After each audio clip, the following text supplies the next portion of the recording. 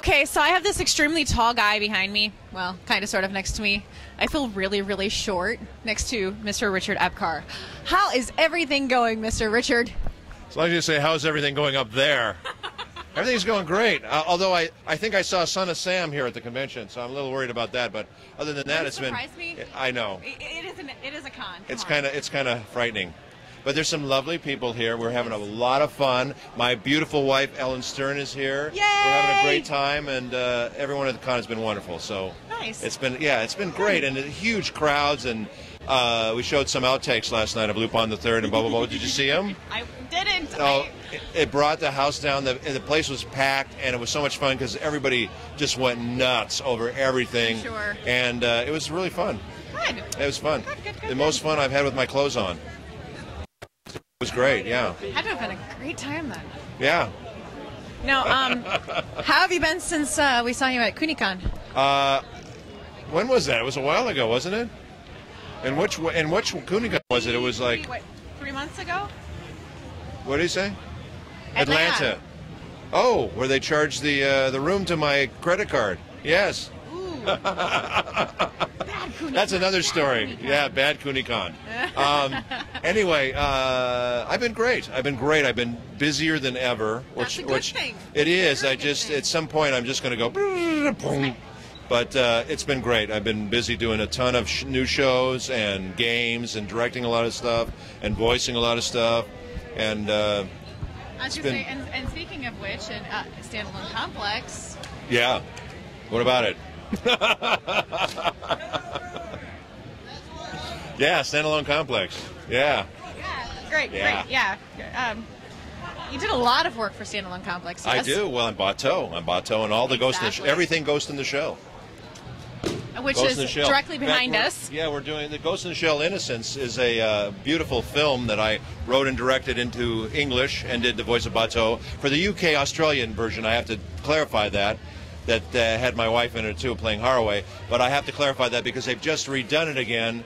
And for the U.S., we did it this last month for the U.S. version. So for the Blu-ray version. So, and I'm Bato again in that. So I just get to play Bato, and I love it. All the time. I am Bato all the time. Nice. So I can look at it and go, I know him. Yeah. I got my Bato on. Alrighty. Now, whatever the hell that means, I don't know, but it's. I don't know. Now, speaking of your role with Bato, is it something that you got right away, or did you have to grow into it? You mean as far as the portrayal or the actual getting of the part? The portrayal. The portrayal? Yes. All right. No, Bato came pretty easily to me. Shut up. Bato came pretty easily to me. I feel real akin to him, so he was not a stretch for me to play at all. But I do love the character, and he's very complex and has a lot of different levels to him. So he's a lot of fun to play. And, he's tough as nails. I like that about him. He takes no crap, but he's got a very soft side to him. And he's got a good heart, and he's also got a great sense of humor, and a very dry sense of humor. So I really appreciate all that stuff very much. Now, you mentioned your wife, Ellen Stern, is here. Yay! She's behind. Wait. Aww. That was her. We get to talk to her in just a minute, too. She's very camera shy, as you can tell. She's just very shy, wait. little shy girl. And hi. Hates the camera. Just very afraid of it, yeah. Okay. We're cutting her off from the coffee from now on. That's it. No more coffee. No more coffee for her. No. She's going back to her luxurious trailer while she'll wait for her interview. Now, how did you guys get into the industry into the world of voice acting? Because you've pretty much been doing this together. Yes, we have for a long time. Actually, I owe pretty much owe my voiceover career to my wife. She says I owe my life to her. I owe my life to her because apparently she had something to do with me being born or something. I don't know, but anyway. She got me into the voiceover world because we were actors in Los Angeles, and she had done a movie, and one of the friends of hers that was in the movie called her one day and said they're casting for this movie to do some voice replacement for a live-action film that they were doing, and so she said, well, can I bring my boyfriend with me, which was me at the time, and the guy said sure, and So I showed up, and the guy said, "Have you ever done this before?" And I said, "Of course I have, and I've never done it before in my life." So I took to it like a duck to water, and I got the lead, and she got a bunch of the other parts, and we haven't stopped since then. We've just been doing it, going crazy, and then I started directing and writing, and so the rest is anime history. Now, back then, it was Robotech. Yes, back then. Back then. Back in the day. Yeah, back in the day. What were some of your thoughts on the anime and when you saw a little of Robotech? Well, when we first started doing these voiceover jobs I was talking about, we started working from studio to studio, and then the word spread, and we started, getting more people hiring us. And one of the places that we went to was a place called Intersound, and they were doing this series called Robotech. And they knew us somehow, and I think they basically just cast us in these roles. And so when they were doing Robotech, they had a gazillion episodes to finish in like 5 minutes. Nice. So we were kind of also, at the time, the Japanese animation that we were working on was kind of thought as a second-class citizen, compared to like the Warner Brothers cartoons and that sort of thing. So they basically kind of relegated us to night recordings. So we would go in at like 2 o'clock in the morning sometimes and record these things, and we would be sleeping on the stairs and on the floors and everything. And there were several studios, and we would record. They'd have to do several episodes. So I would do my character in one studio, then I'd run across the hall and do my character in another episode. Then I'd run down the stairs and I'd do my character in another episode. They had all these studios running because they had to get it done. Yeah. So it was pretty nutty, and we didn't think much of it, to be honest with you. Didn't know any different. No, we didn't think anything. We just thought, oh, it's a job. We're just doing it. We're cranking it out. And we were shocked that this thing exploded and became such a huge phenomena.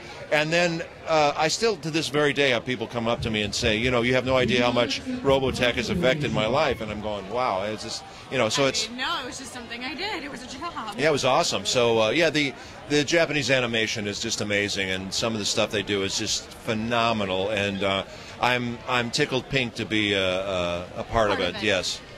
Thank you for finishing my sentence, because I'm jet lagged and exhausted. We pulled an all-nighter coming here, and I heard. So I'm a little spacey. So that's okay. Okay, not only anime, but video games as well. Tons of video games. Most notably, Kingdom Hearts 2, okay, which I played Anson Xenohord in, which is I will kill him. He's been loud all week. I'm going to go Bato on his ass in a minute. And what is some of that? I directed this one that I did with Ellen called Shadow Hearts 2. There's a lot of hearts in there, and a lot of hearts everywhere you look. Xenosaga is another big game that I'm part of. I do Ziggy or Ziggurat 8. Dot Hack is another big game I'm part of. Tons of games. Black Hawk Down. I do a lot of voices in a lot of games, and I direct a lot of stuff. I'm doing some Star Wars stuff right now, which is very cool. And I'm working on a ton of games that I can't talk about, because now they have these things where you have to sign these non-disclosures. So it's like I said, what are we making games for the CAA now? So it's it's kind of a pain. FBI, yeah. Your wife I hate you. Wow. Right now. I hope he gets irritable bowel syndrome. I hope so. Yeah, yes, so I agree. Yes, thank you. Pretty cool. That's awesome. Now, you've been, obviously, you mentioned it, on both sides of the microphone. Yes. What is the different mindset that you have for directing versus voice acting? The basic difference is that when you are an actor, I will take this microphone and I will strangle him with the cord. Anyway, when you are an actor, you're basically responsible for your part of it. When you're a director, you're responsible for the entire project. So I do like being a director. I do like being an actor in a project that I'm directing, because then I get to work with my favorite director. And also we get along very well because we agree on everything. Whereas when I'm working for other directors, what? Are you pointing to you? Yes, I prefer working with me. But no, my wife's an excellent director also. But when I work with other directors, sometimes you don't always agree with the way they direct you. And case in point, it's interesting. I mean, when I do all this Ghost in the Shell stuff, I'm directed by another director who does a wonderful job, but he has a very different perception of the character, I think, at times than I do. And that's why, for me, it was such a joy to do this movie, because I actually got to direct myself in this character that I love, and I got to play him the way I wanted to play him. So that was, for me, that was it was a great freedom and wonderful joy to do that. And you know, and I'm not saying anything bad about this other director. I'm just saying it was. Yeah, I had different ideas about the character and the way I wanted the character portrayed, and so I was able to do that finally. So it was great. So I really enjoyed that. Now, we've seen on your MySpace. You seem to like a little James Bond. There's no girls in bikinis on MySpace either, because my wife gets very upset about that. Here she is again. I thought you were relaxing in your wonderful trailer. Hi. What other girls? No, he didn't ask me. She didn't ask me anything about girls on MySpace. Okay, good. Who was that masked man? I don't know. Tell what. Does she have to sign a waiver for keeping coming in my shot all the time?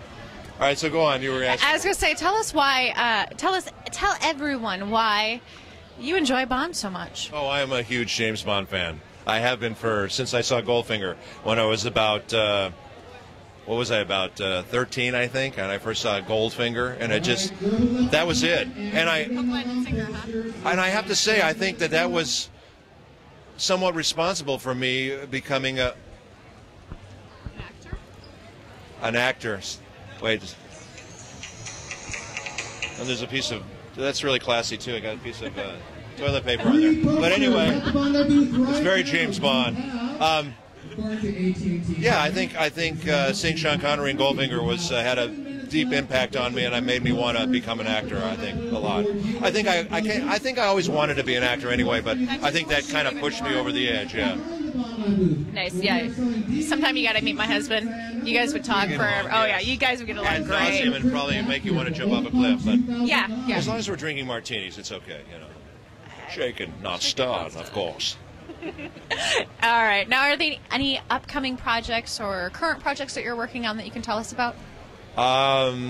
There's a lot of them I'm working on, and a lot of them I'm not supposed to talk about. But there is this one new series called Monster that I'm playing Inspector Lungi on, and that's a very cool show, and a lot of people are really looking forward to that.